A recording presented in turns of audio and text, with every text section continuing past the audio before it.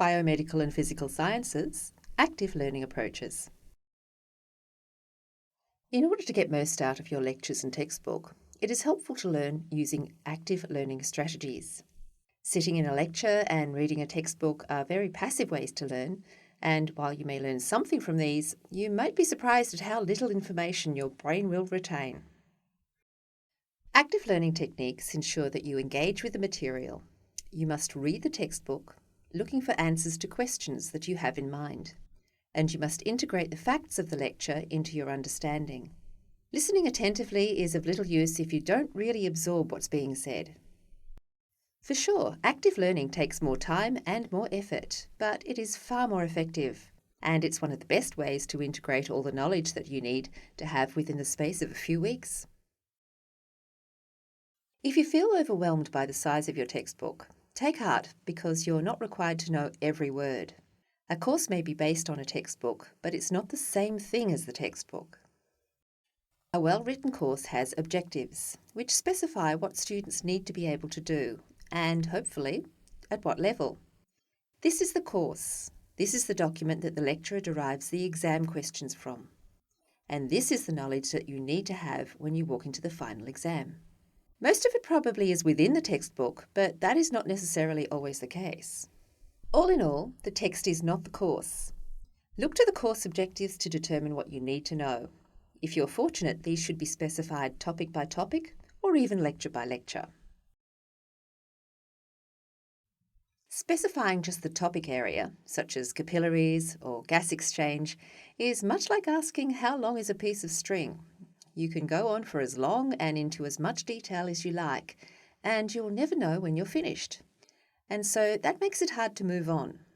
Here is one of the lecture objectives from the Anatomy and Physiology course.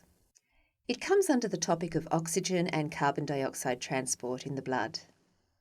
The objectives require that the student will understand how oxygen gets carried and why it gets released. The two obvious questions to generate from this will be these. And being able to answer these is certainly a good start. You may need to, or want to, fine-tune your learning down to more specific questions such as these or these. Your lecture notes will suggest how much detail is necessary to drill down to. Writing the information in question form really makes you think about what the book is telling you, and, more than that, you have an excellent study resource to return to, even after days or weeks, for testing how much you've retained. With further reading and more time, you may generate some quite specific questions, and these may be approximately, or even actually, one of the questions you might get in your exam. Another key point about active learning is that you must actively produce the knowledge that you've taken in. So, you do not just have to understand what you've read, but you need to be able to explain it verbally, or in writing and in your own words, without referring to a book or reproducing the sentences that are already there.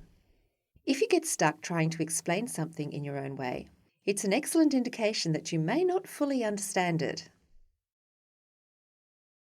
The Look, Say, Cover Copy and Check system is a great way for kids to learn spelling, but it can also be applied to learning subject content at any level. When you read something, you should try to explain it in your own words. Verbally say it at first and then cover the page. This is probably the most important step. Write out your understanding of the paragraph or section that you've just read. Do not try to put ideas in the same order or in the same words. In fact, it's better if it's not. Do not hesitate to bring in other concepts that you see as relevant, even if they are from another page or another chapter. Doing that will form links in your understanding, and that is very positive. Turn text into diagrams and turn diagrams into text. After you've written out as much as you can, reopen the textbook and check if there is something you've forgotten or misunderstood. This method may feel time-consuming and tedious, but it is much more efficient in the long run. It's better than reading the page many times over. So, in summary, decide what you really need to know, and you will know this from the course and lecture objectives.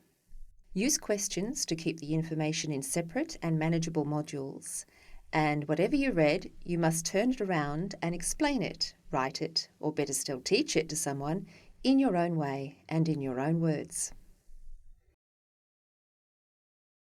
In the next chapter, we will be looking at Part 2 of Biomedical and Physical Sciences, Active Reading Approaches.